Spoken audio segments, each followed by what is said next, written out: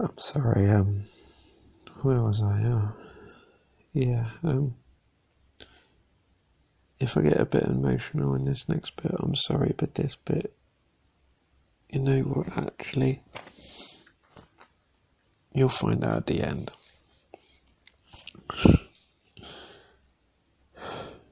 Speaking of my dad, I loved spending time with him when I was younger. We would have such a laugh doing deliveries in his big blue van, which was so much fun, going and doing deliveries, some top-notch clothes. Not like your Primer or your Next or Debenhams and stuff. I mean clothes worth, lots and lots and lots of money. Anyway, it was always fun doing that with him. I remember so many stories, but I'm not sharing any of them. Although I will share this one, it's a funny one. I remember we were doing this delivery and we stopped at a red light and there was this popcorn vending guy on this corner and Dad was like, "Here mate, yeah, I'll have a bag." And guy was like, "Oh, it'll be like £3." And Dad was like, "Yeah, no, that's fine mate." So Dad Dad was like, "Yeah, I'll take one," and it was for me. And guy was like, "Oh, that's £3." And Dad ended up giving him a bloody £20 note. And we're laughing away, and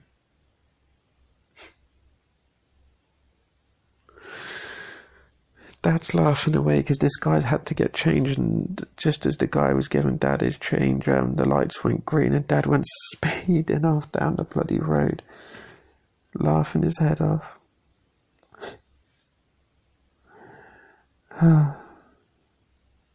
It was a funny story. I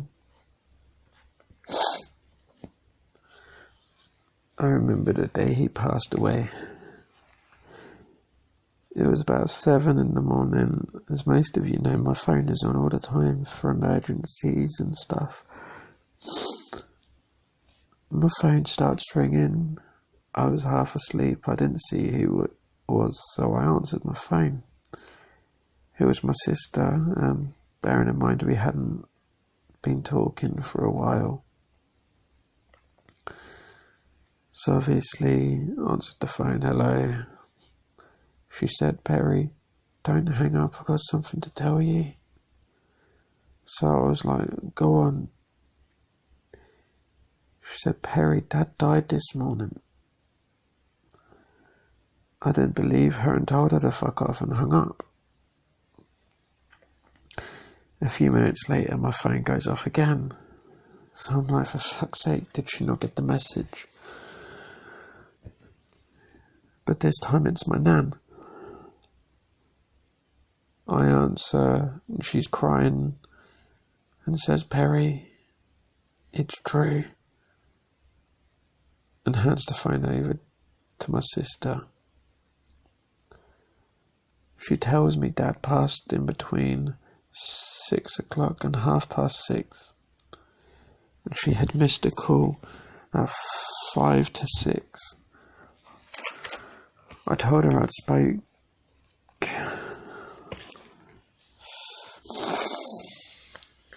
I told him I spoke to him at about 6 in the evening the day before. Because we were laughing at something random. I remember the conversation.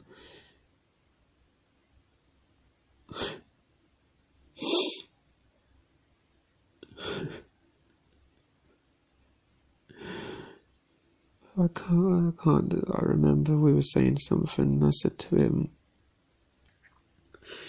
"Alright, Dad, I'll call you tomorrow at about lunchtime, because I know how much you like breakfast, you greedy bastard." And he laughed and he was like, "Yeah, you call me at breakfast time, you're gonna get a gob full of abuse."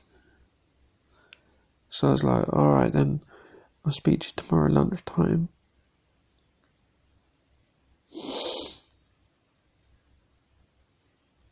And I was like, okay, and I'm glad the last thing I said to him was, I love you. I said, okay, I'll speak to you tomorrow. I love you, Dad. And his reply, alright then, son, I love you too.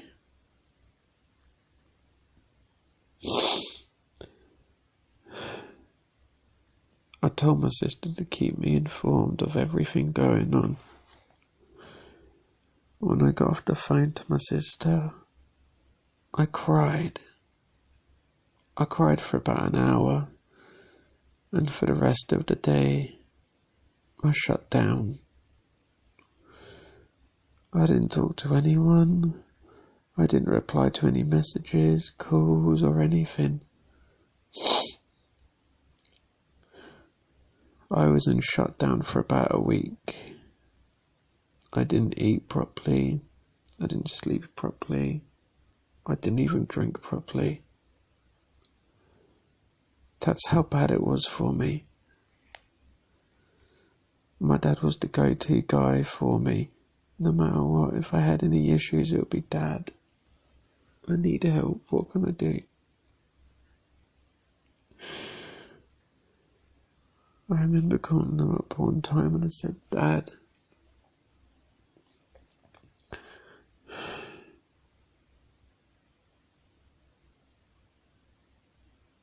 you know what, that doesn't matter. At my dad's funeral, I saw people I haven't seen for years.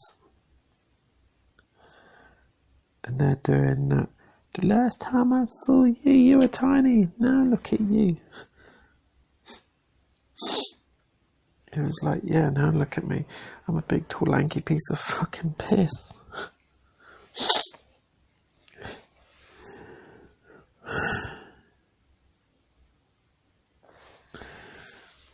I saw my uncles and I burst into tears,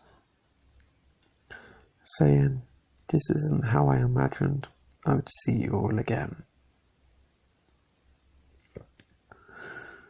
And obviously I saw a few more people and they were like, you alright Perry, how you doing? And this kind of, I just looked at them as in to say, do you really want to ask me a stupid fucking question again? I saw one guy and he's a very close family friend. There is a funny story about him, but I'm not going to say. But, yeah, so about, what, after seeing everyone and stuff like that, after about 30 minutes and 6 cigarettes later, that's right, you heard me, 6. Dad turns up and we're trying to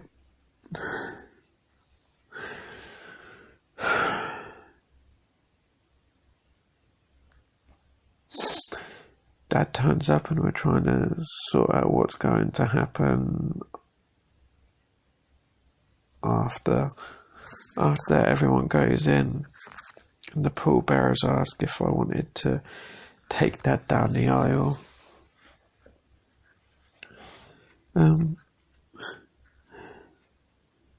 Some of you will probably cheer me on for this next bit, but I agreed, as I knew he would have wanted me to do it. So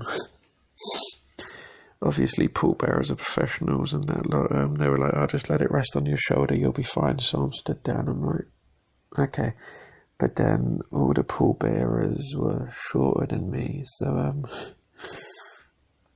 yeah, that was a bit of a difficult one. It was like, this for first, so and look forward. So I'm like, now you know what? I'm taking your idea, sticking it up your ass because I'm the tallest one here. If I didn't take this one out, he's going to take him out, and then boom. So taking Dad down, I was going down. Obviously, pallbearers are resting Dad on their shoulders. There's me dad on shoulder, and I've got my other hand like supporting it and holding it like I'm carrying a load of fucking pizza boxes in.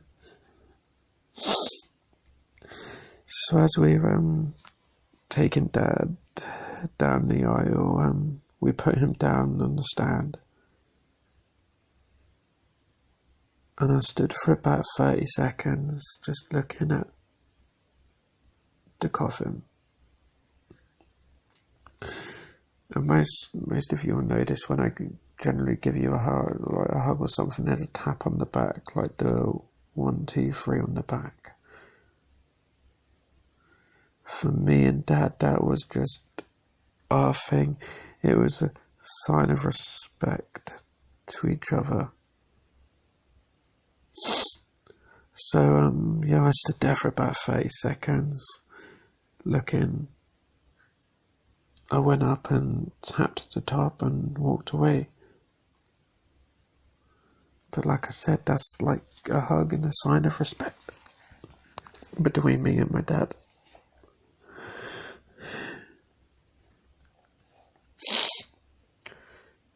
His service was amazing. He had an excellent service.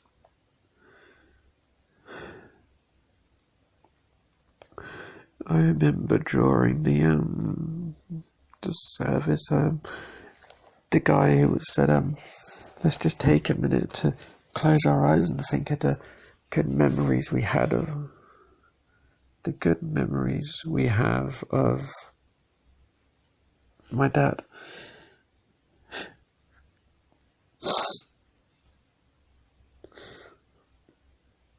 I had a million memories going through my head that me and Dad had, and not one of them I could just go boom, yeah, I remember that one in particular because I couldn't.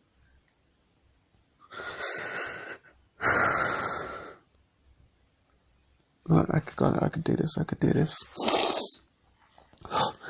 I could do this.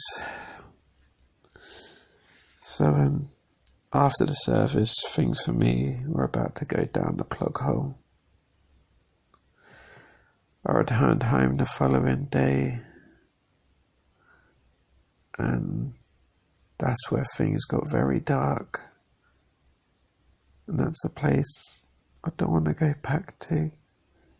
It was disturbing. The only people who know what happened to me after this are the people who stuck by me all the way, and I'm not naming people, but lips are sealed shut for that reason.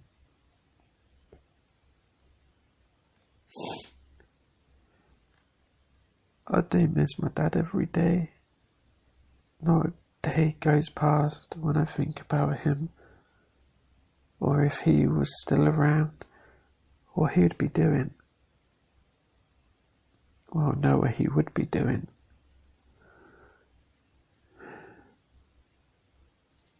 But not a day goes past where I sit there and I think of him, and I just remember the good times we had.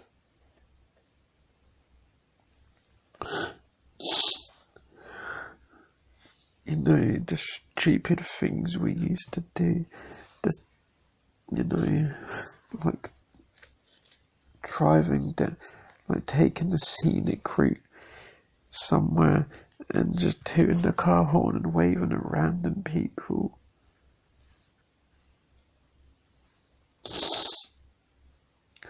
Or, you know, going to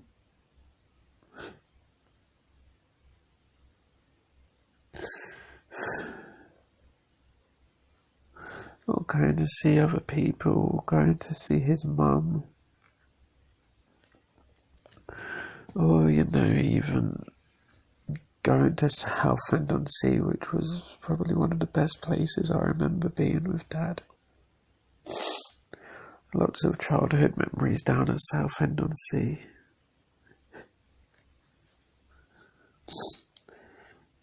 If you haven't figured it out,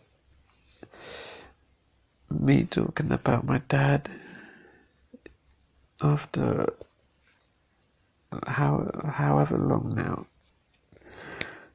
is still very, very sensitive subject for me. There's days that go past, like his birthday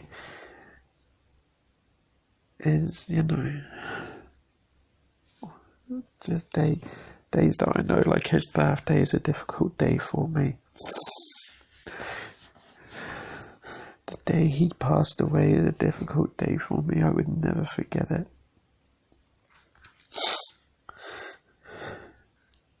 All I could say is, I loved him to bits.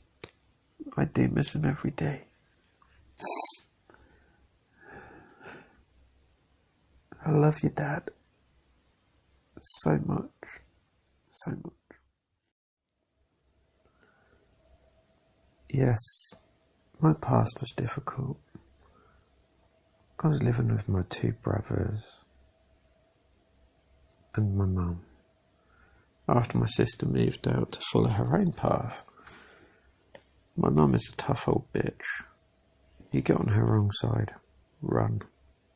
Just run like the wind. There have been many times where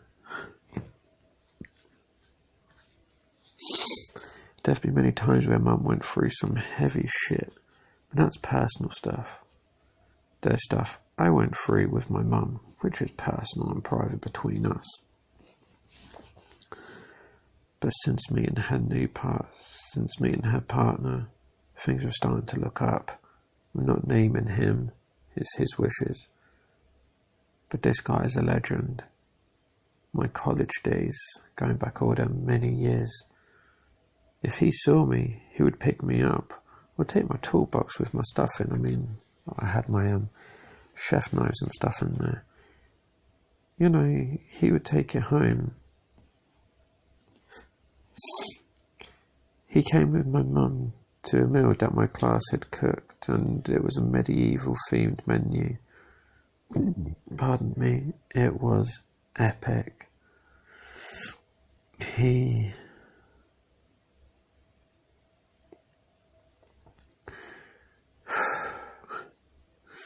would pick me up after missing the last bus home from the pub on the Fridays sometimes. This guy was a fucking legend. I included him in my speech at my wedding. I caught him off guard, which is a fucking good one. I said stuff that brought a tear to his eye. Everything I said in my speech was true about him. He has been like a dad to me since him and my mum have been together. I have a lot of respect for him, and I love him for everything he has done for me. He didn't have to. He did it out of the kindness of his heart. Because that's the thing. He is kind, and I love him to bits. And even after my speech, and I went over and spoke to him, he was like, that was beautiful, and you caught me off guard. Which no one has ever done. But then again, I love him to bits for everything he has done. And to this day, him and my mum are still together. And there you have it, boys and girls. My past, like I said, difficult, but hey, look at me now, and how far I've come since them down, dark places. Look how far this man has come. Just take this time to think. I mean, you've got goodness knows how much of my past here, but just look how far I have come since. Just look.